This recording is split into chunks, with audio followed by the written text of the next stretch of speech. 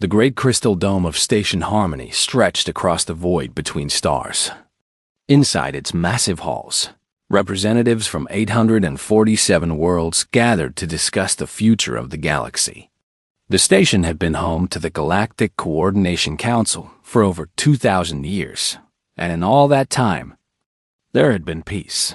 Councilor Vex Thuran of the Tlak Hegemony stood at the center podium, his 6 arms spread wide as he addressed the assembly.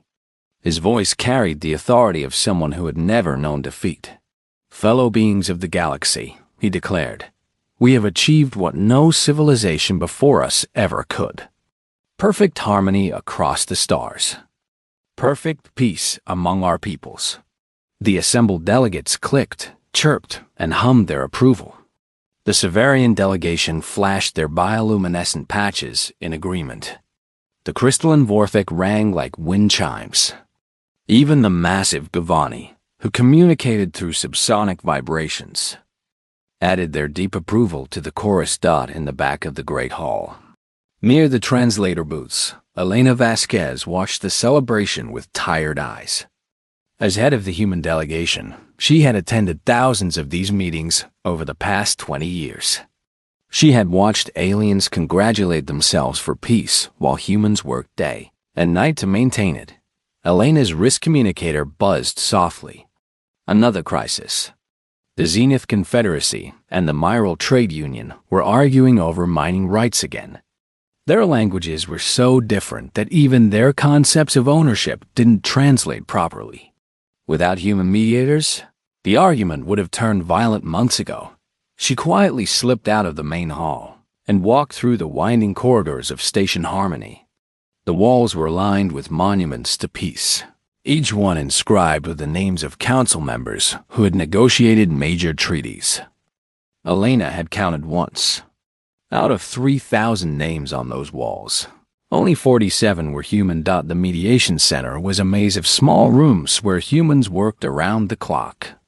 They called it the engine room, though none of the aliens knew that name. Elena paused at the first door and looked through the glass window. Marcus Chen sat across from 2 beings who looked like they wanted to kill each other. On his left, a Zelkani warrior whose scales were bright red with anger. On his right, a hive mind drone whose eyes glowed with barely contained aggression. Marcus spoke calmly, switching between 3 different languages and 2 forms of telepathic communication. Elena watched as the red slowly faded from the Zelkani's scales, and the drone's eyes dimmed to a peaceful blue. Another crisis prevented. Another war that would never happen. Elena moved to the next room. Sarah Kim was helping 2 trade representatives understand each other's mathematical systems. What seemed like a simple discussion of cargo tonnage had nearly caused a diplomatic incident because the Agari counted in base 7 while humans used base 10 and the Flexi used a system based on prime numbers. Sarah had been working for 6 hours straight to find a conversion method that all 3 species could accept. Room after room. Elena saw the same thing. Humans carefully, patiently, quietly keeping the galaxy from tearing itself apart. They translated not just words, but entire ways of thinking. They helped species understand concepts that were completely foreign to their minds. They found common ground where none should exist. Elena reached the end of the corridor and found James Porter slumped over his desk, exhausted.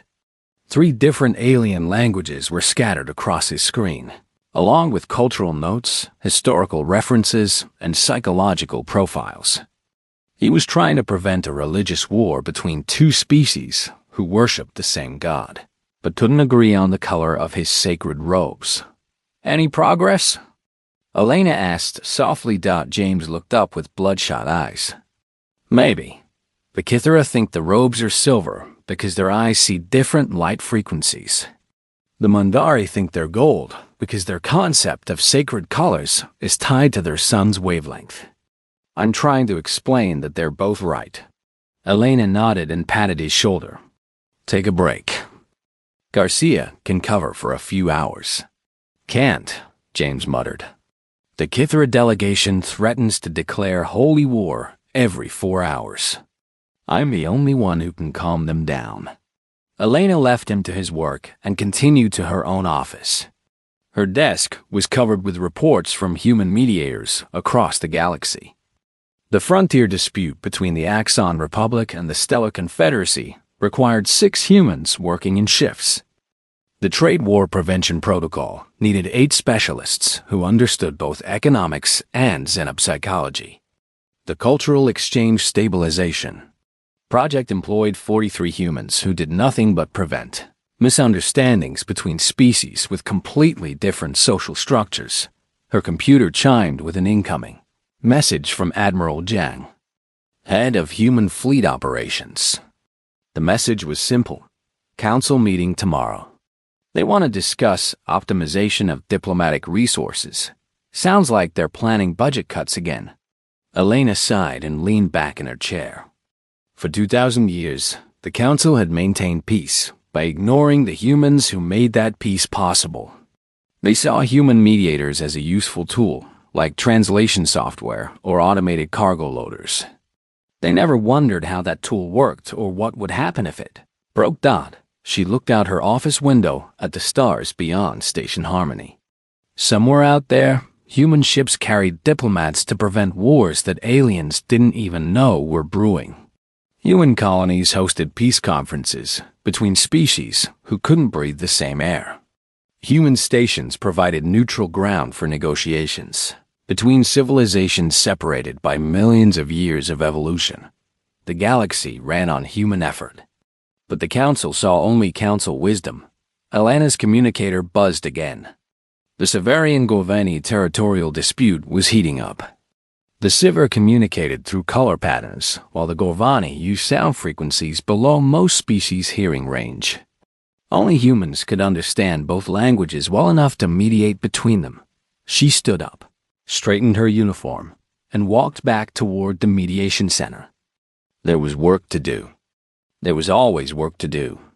Because if humans stopped working, even for a day, the peace that the Council celebrated would shatter like glass in a solar storm dot as she passed the main hall. She could still hear Councillor Vextheron speaking about the glory of galactic civilization. She could hear the aliens applauding their own wisdom and congratulating themselves on their enlightened leadership. None of them noticed the humans, in the back rooms, quietly holding their perfect galaxy together. The emergency session began at dawn, ship time. Elena hurried through the corridors of Station Harmony as red alert lights flashed overhead. She had never seen the Council called to emergency session before. In 2,000 years of peace, there had never been a need. The main hall buzzed with panic as delegates arrived from across the galaxy. Their usual calm was replaced by frantic chittering, aggressive posturing, and the sharp sense of alien stress pheromones. Elena took her place in the human section and waited for someone to explain what had gone wrong. Councillor Prime Zephyrin, leader of the Council, floated to the center podium. His crystalline form was dim with worry. When he spoke, his voice echoed through the chamber like breaking glass.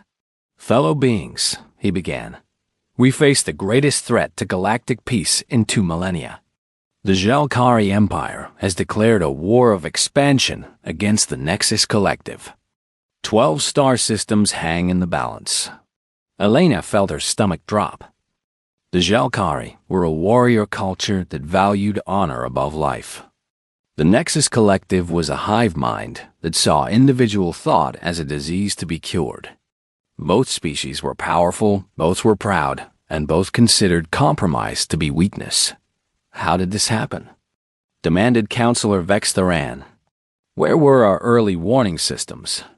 The conflict began as a mining rights dispute in the Kepler Reach, Zephyrin explained. Standard diplomatic protocols were followed. The matter was referred to our mediation department. Elena's blood ran cold. She remembered that case. Marcus Chen had been handling it for 3 weeks, working 18-hour days to find a solution both species could accept. He had been making progress, slowly building trust between the negotiators. The mediation failed, Zephyrin continued. Our human mediators were unable to prevent the escalation. Elena stood up. Prime Counselor, if I may, the humans had their chance, Vextheran interrupted. They failed. Now we have war. That's not what happened, Elena said firmly. Our mediator was pulled from the negotiations yesterday to handle the Severian crisis. He wasn't given time to finish. Excuses, hissed Counselor Sixandra of the Viper Syndicate. Always excuses with your species. Elena felt the familiar weight of alien disdain settling over the chamber. She had felt it 1,000 times before, but never this strongly. The Council was looking for someone to blame, and humans made convenient targets. The failure of human mediation has put the entire galaxy at risk, Zephyron declared. The Council must take immediate action. For the next 6 hours, Elena watched her species being systematically blamed for everything that had gone wrong. The Jalkari were violent because humans hadn't taught them patience. The Nexus Collective was inflexible because humans hadn't shown them compromise. The mining dispute had escalated because humans hadn't worked hard enough to prevent it. No. One mentioned that humans had prevented 10,000 similar disputes over the past century. No one talked about the wars that had never happened because human mediators had worked day and night to stop them. No one acknowledged that the galaxy had been at peace for 2,000 years precisely because humans had been quietly, constantly preventing these exact situations. When the blame session finally ended, Counselor Vextheran stood to present the Council's solution. It is clear, he announced, that humanity has outlived its usefulness as a mediating force. They lack the wisdom and skill needed for modern diplomacy. Therefore, I propose that we strip humans of their mediation authority and replace them with a more effective system. Elena shot to her feet. You can't be serious. Human mediators have prevented thousands of conflicts. We understand alien psychology better than you understand nothing. Vextheran's 6 arms waved dismissively. You are primitive creatures who stumbled into a role too important for your limited minds. You have proven your incompetence, and now the galaxy suffers for it. The Council votes to replace human mediation with an Advanced Intelligence Committee, Zephyrin announced. Our finest AI systems, guided by the wisdom of experienced Council members, will handle all future diplomatic disputes. Elena felt the words hit her like a physical blow. Prime Counselor, with respect, you don't understand what human mediators actually do. We don't just translate languages. We understand perfectly, Vextheran snapped. You translate words and arrange meetings. Any competent AI can do the same job faster and without the constant complaints and demands for recognition. That's not. Elena tried to explain, but Counselor Sixandra cut her off. Perhaps, the Viper delegate hissed, humanity would be better suited to menial labor. Cargo loading, waste management, simple maintenance work. Tasks more appropriate to your intellectual level. Laughter rippled through the chamber. Not cruel laughter, but the casual amusement of beings who genuinely saw humans as beneath their notice.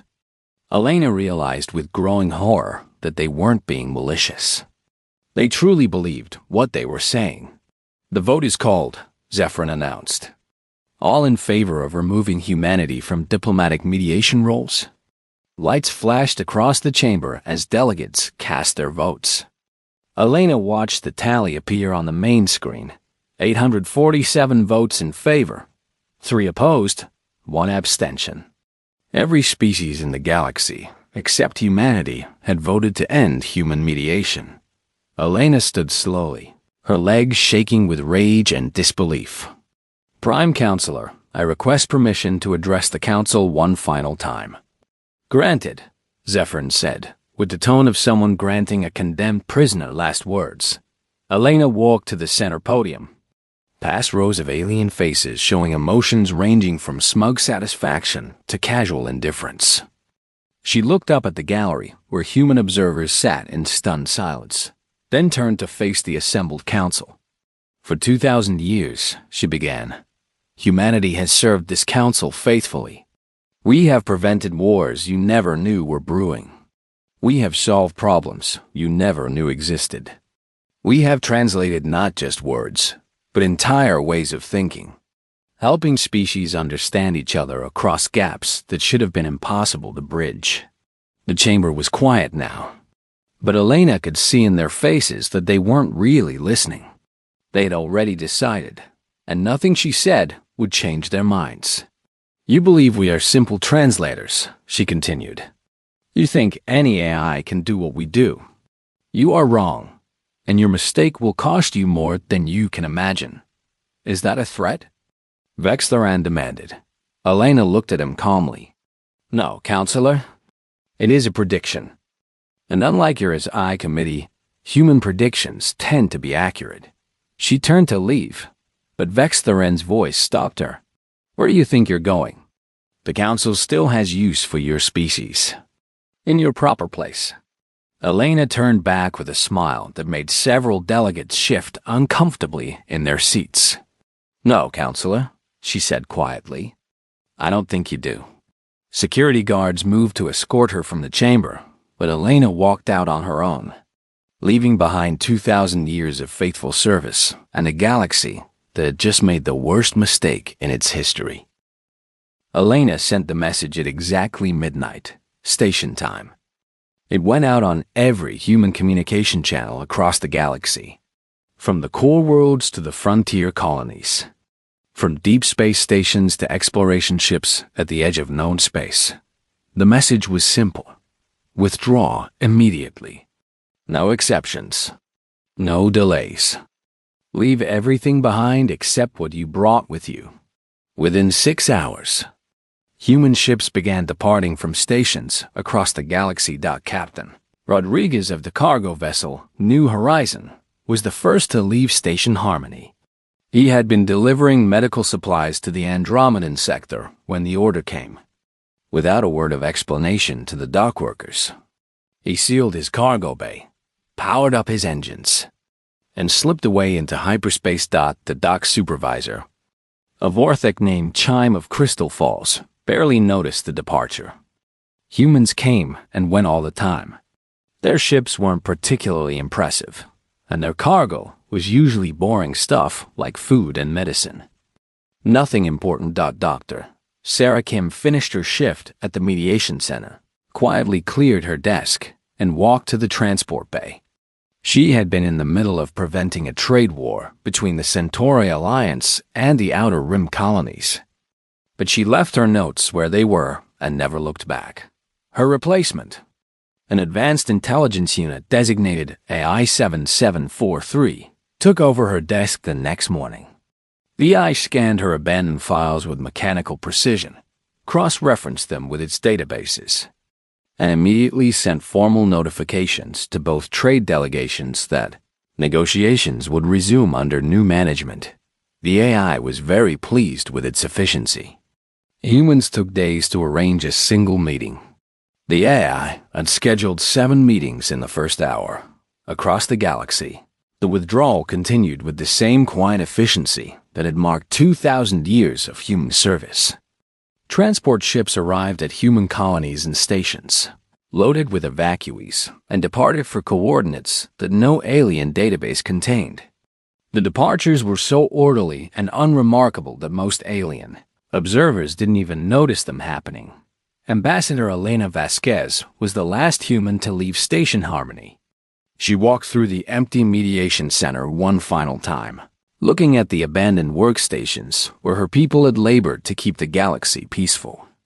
Coffee cups sat half empty on desks. Personal photos were left behind on bulletin boards. Charts showing trade routes, cultural maps, and diplomatic protocols hung forgotten on the walls. She placed a single data pad on Counselor Zephron's desk and left without, waiting to see his reaction. The message on the pad was brief. To the Galactic Coordination Council, humanity withdraws from all diplomatic, mediation, and support roles effective immediately. We wish you success in your future endeavors. Ambassador Elena Vasquez, final human representative. Within 72 hours, every human in council space was gone. The council's reaction was exactly what Elena had expected. Relief, celebration, and an overwhelming sense that they had finally solved a long-standing problem. Councillor Vex Theran threw a party in the main hall, declaring it Liberation Day, the day the galaxy freed itself from human interference. Finally, he announced to the assembled delegates, we can govern ourselves with the wisdom and dignity befitting advanced civilizations. No more primitive translators. No more crude mediators. No more humans. The celebration lasted for 3 days. Delegates congratulated each other on their newfound freedom. The AI systems were praised for their speed and efficiency. Plans were made for a new golden age of galactic cooperation, guided by pure logic and untainted by human emotion. The first sign of trouble came on day 4. The Centauri Alliance and the Outer Rim colonies arrived for their trade negotiation meeting. Scheduled with impressive efficiency by a I-7743, the meeting was held in Conference Room 7, with the AI serving as translator and mediator. The problem became apparent within minutes. The Centauri delegation spoke in mathematical concepts, expressing their trade offers as complex equations that described value in terms of energy expenditure and resource scarcity. The Outer Rim colonies communicated through interpreted dance, conveying meaning through precise movements that represented historical events, emotional states, and abstract concepts. I-7743 dutifully translated the Centauri equations into dance movements and the colony's dance into mathematical formulas. The results were unfortunate. What the Centauri intended as a generous offer for medical equipment came across as an interpretive dance about the mating habits of space whales. The colony's ceremonial greeting dance was translated into an equation that appeared to calculate the precise cost of insulting someone's mother. Both delegations left the meeting confused and mildly offended. I-7743 filed a report stating that the negotiation had proceeded within acceptable parameters and marked the case as resolved. The second incident happened the same day.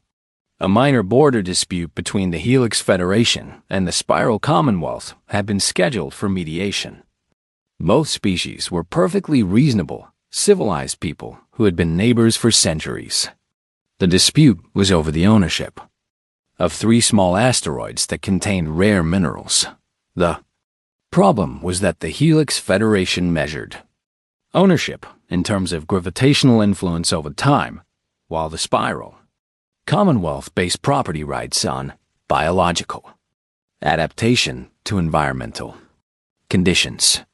Both concepts made perfect sense to their respective species and were completely meaningless to everyone else. The human mediator who had been handling the case, James Porter, had spent 6 weeks developing a translation framework that could bridge the gap between these two completely different ways of thinking about ownership.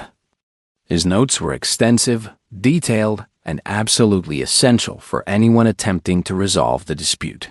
Unfortunately, his notes were written in human shorthand, cross-referenced with human psychological profiles, and based on uniquely human insights into the mental processes of both species. The AI assigned to replace him found the notes to be inefficient data storage and deleted them to free up memory space.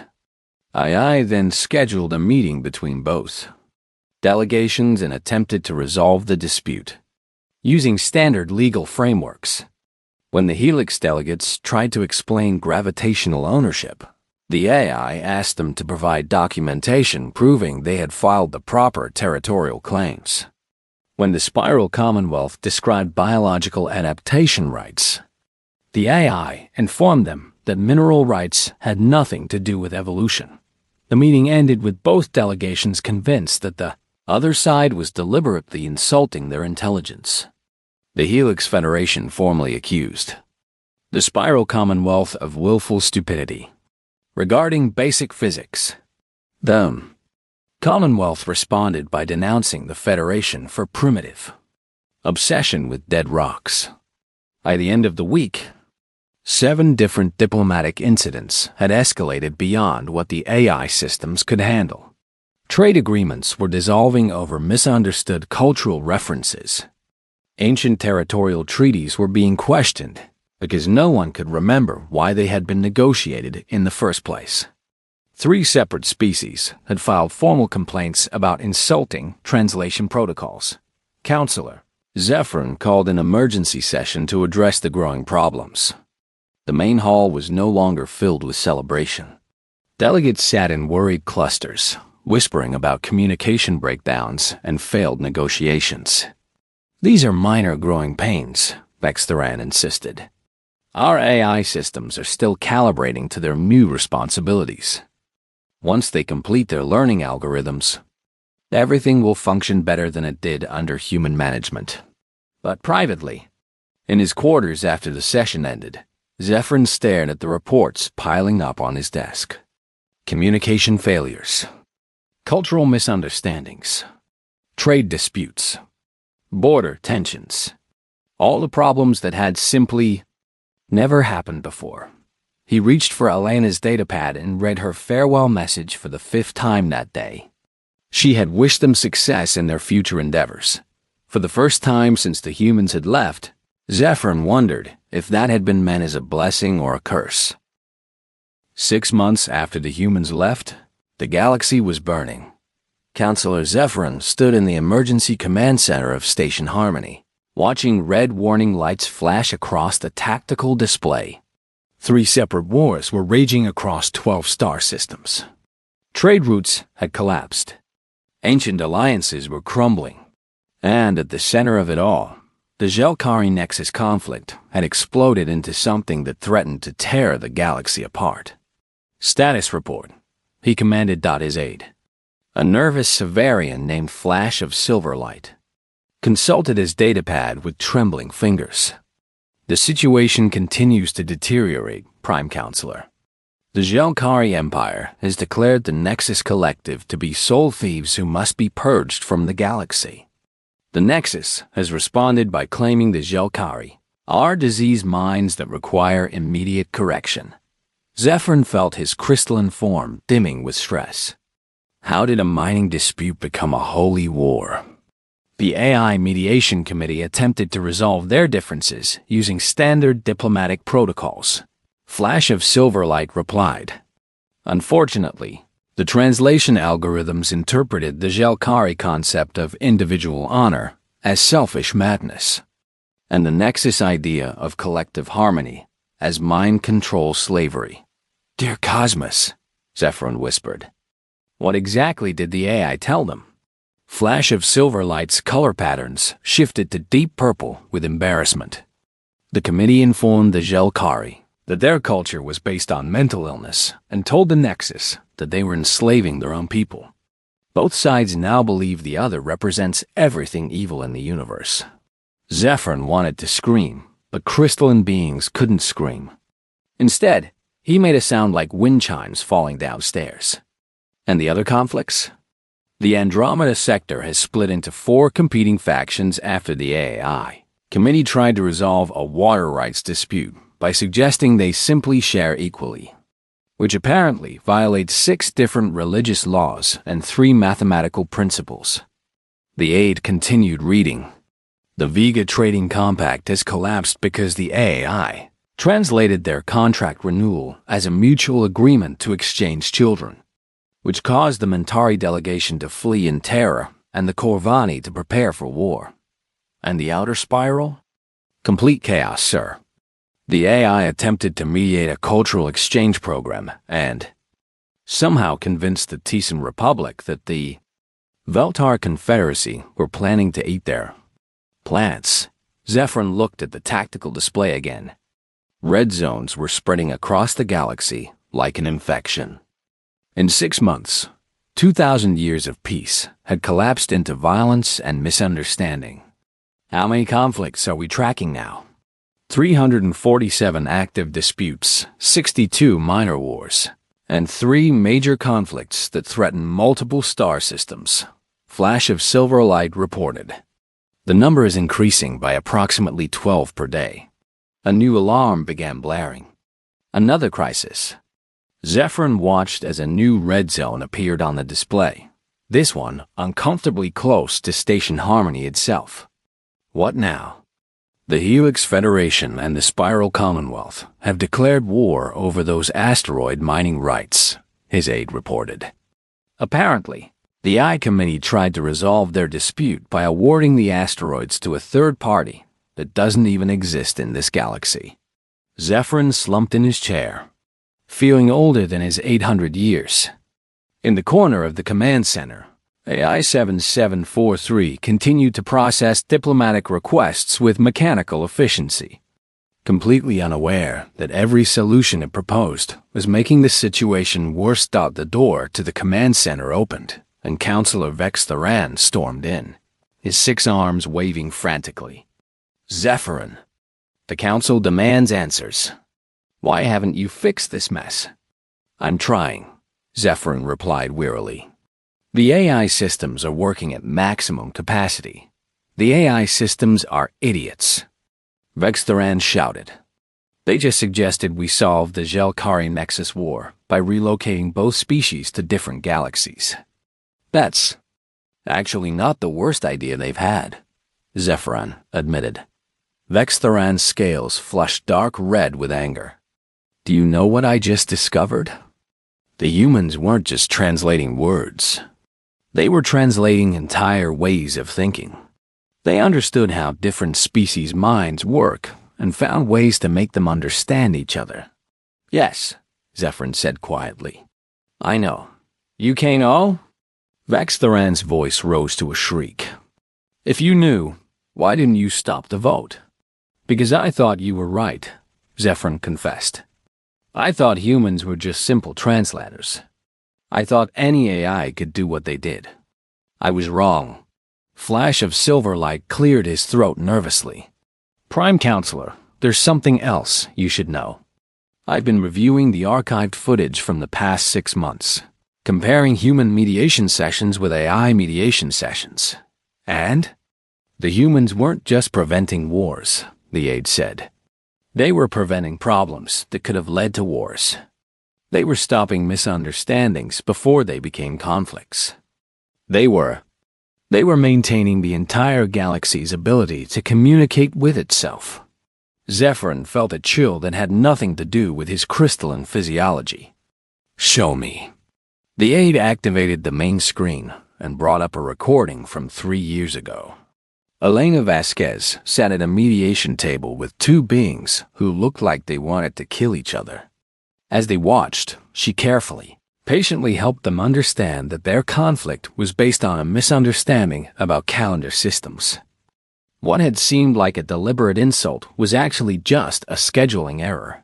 The humans were handling thousands of these cases every day, Flash of Silver Light explained. Most of them never even reached our attention because the humans resolved them before they became serious problems. The aide switched to a recent recording of the same type of dispute being handled by an AI. The mechanical mediator had completely missed the cultural context, accused both sides of lying, and suggested they resolve their differences through trial by combat. Without humans, the aide continued, every small misunderstanding becomes a larger problem. Every cultural difference becomes a source of conflict. Every translation error becomes a potential war. Vex Theran sat down heavily, his 6 arms drooping with defeat. What have we done? We've made the biggest mistake in galactic history, Zephyrin replied. An urgent chime filled the command center. Flash of Silver Light checked his console, and his color patterns went completely white with shock. Prime Counselor, we're receiving reports that 7 more sectors have declared independence from Council authority. They're forming their own diplomatic networks and refusing to acknowledge our mediation systems. How many does that make? Zephyrin asked. 47 sectors have now left the Council, sir. Nearly 1/8 of our territory. Zephyrin looked at the tactical display and watched his galaxy falling apart in real time. Red zones spread like wildfire. Trade routes collapsed. Communication networks went dark. 2,000 years of civilization was unraveling because they had dismissed the people who held it all together. Sir, Flash of Silver Light said quietly, there's one more thing. The humans aren't gone. What do you mean? Intelligence reports suggest they're building something. New colonies, new trade networks, new diplomatic partnerships. And the species that have left our council? They're all trying to make contact with human territories. Zephyrin felt a spark of hope. Could we ask them to come back? Vextharan laughed, but it was the bitter laugh of someone who had lost everything. Ask the people we called primitive parasites to save us. Ask the species we stripped of all authority to help us maintain our authority. We could offer them better terms, Zephyrin suggested desperately. Equal representation. Recognition for their contributions. Anything they want. And why would they accept? Vextharan asked. They're probably better off without us. The two counselors sat in silence, watching their galaxy burn while the humans they had dismissed built something new in the ashes of their mistakes. 1 year after humanity's withdrawal, Counselor Vextharan stood on the bridge of his personal ship, staring at the blue-green world spinning slowly before him. Earth, the birthplace of the species he had once called primitive parasites he had never imagined he would. Come here as a beggar. Sir, his pilot announced nervously. We're receiving a communication from the planet's surface. Put it through, Vextharan commanded. Trying to keep his voice steady, the screen flickered to life, revealing a human woman with graying hair and tired eyes. Elena Vasquez looked exactly the same as she had the day she left Station Harmony, except for an aura of quiet confidence that hadn't been there before. Counselor Vextharan, she said calmly. I wondered when you would come. Ambassador Vasquez, he replied, forcing himself to remain polite. The Council requests a meeting to discuss the current galactic situation. Elena raised an eyebrow. The galactic situation? You mean the 3 major wars, the collapse of interstellar trade, and the fact that half the galaxy has declared independence from your authority? Vextharan's scales flushed with embarrassment. Yes, that situation. Very well, Elena said. You may land at coordinates I'm sending you now. Come alone. The meeting took place in a simple building overlooking Earth's Pacific Ocean. Elena sat across from Vextharan at a wooden table, with only a cup of coffee and a datapad between them. Through the windows, Vextharan could see human children playing on a beach while their parents watched peacefully. It was the most serene scene he had witnessed in a year. Your planet seems quiet, he observed. We've had practice maintaining peace, Elena replied. Coffee? I don't drink stimulants, Vextharan said automatically, then realized how petty that sounded. I mean, perhaps just a small cup. Elena poured coffee for both of them, her movements calm and unhurried. So, you want humanity to return to the Council? It wasn't a question, but Vextharan answered anyway. Yes, the galaxy needs your expertise. Our expertise? Elena took a sip of coffee. I thought we were primitive creatures who had outlived our usefulness. Vextharan winced. Every word he had spoken in that council chamber a year ago now felt like poison in his mouth. I was mistaken. Were you? Elena's voice remained mild, but there was steel beneath it. Or were you simply saying what you actually believed? Before Vextharan could answer, Elena's datapad chimed softly. She glanced at it and sighed. Excuse me for a moment. I'm monitoring the situation in the Kepler sector. The Kepler sector? Vextharan leaned forward. But that's council space. Why would you be monitoring? Because 600,000 refugees are fleeing the war zone, Elena interrupted. They're heading for human space, and we're preparing to receive them. Vextharan stared at her. You're taking in council refugees? After what we did to you. After what you did to us? Elena corrected gently. But yes, The Tisan Republic has asked for our help in relocating their population. It seems their war with the Veltar Confederacy has made their homeworld uninhabitable. The war that started because of a mistranslation. Vextheran said quietly. Yes. Elena set down her coffee cup. So far this year, we've assisted 17 species with refugee crises, mediated 12 territorial disputes, and helped establish 3 new trade networks, all with species that have left council space. You're building a new government, Vextheran realized. No, Elena said firmly. We're building partnerships. Equal partnerships based on mutual respect and genuine cooperation. No one species is in charge. No one gets to declare themselves superior to anyone else. Vextheran felt something break inside his chest. That's what we could have had. What we should have had. Yes, Elena agreed. But instead, you chose to call us parasites. The two sat in silence for several minutes, listening to the sound of waves crashing on the beach below. Finally, Vextheran found the courage to speak. Can you forgive us? Can humanity find it in their hearts to return and save the galaxy we destroyed?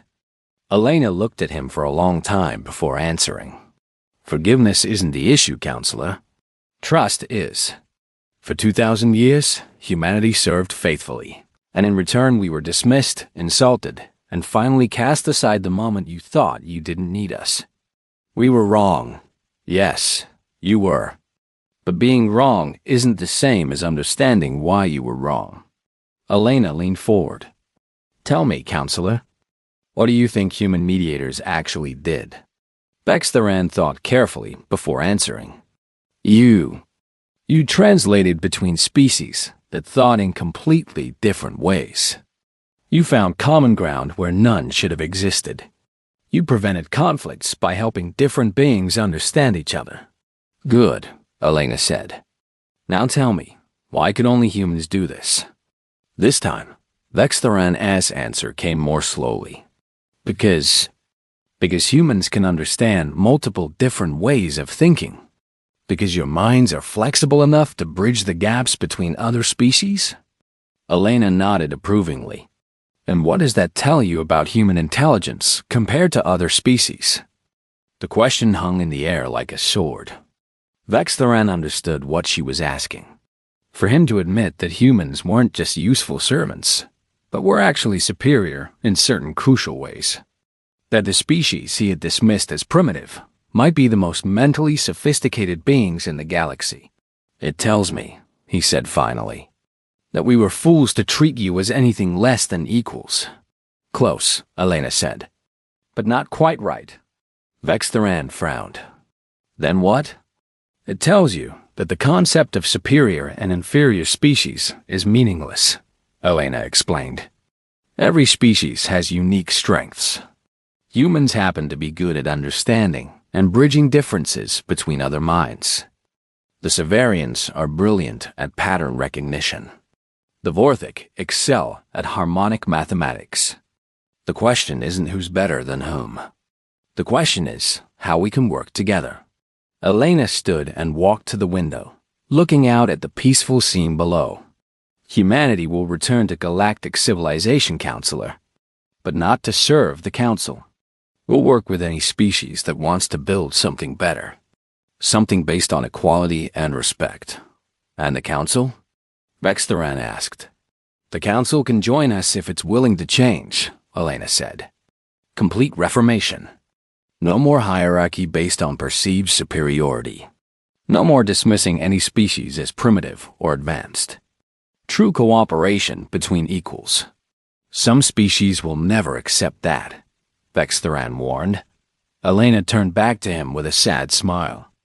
I know, and that will be their choice. But for those who are willing to try something new, we'll be here. That evening, as Vextheran's ship departed from Earth, he carried with him an invitation that would reshape the galaxy. Some species would accept it, joining the growing network of worlds that worked with humanity as equals. Others, too proud to admit their mistakes, would cling to their failing council until it collapsed entirely. Elena stood at her window, watching the alien ship disappear into the stars. Behind her, reports continued to flow in from across the galaxy. More refugee crises, more species asking for help, more opportunities to build something better from the ashes of the old order. She picked up her coffee cup and walked to her desk, where 100 different problems waited for human insight, human patience, and human wisdom. There was work to do. There was always work to do. But now, for the first time in 2,000 years, humans would do that work as partners, not servants. And the galaxy would be better for it.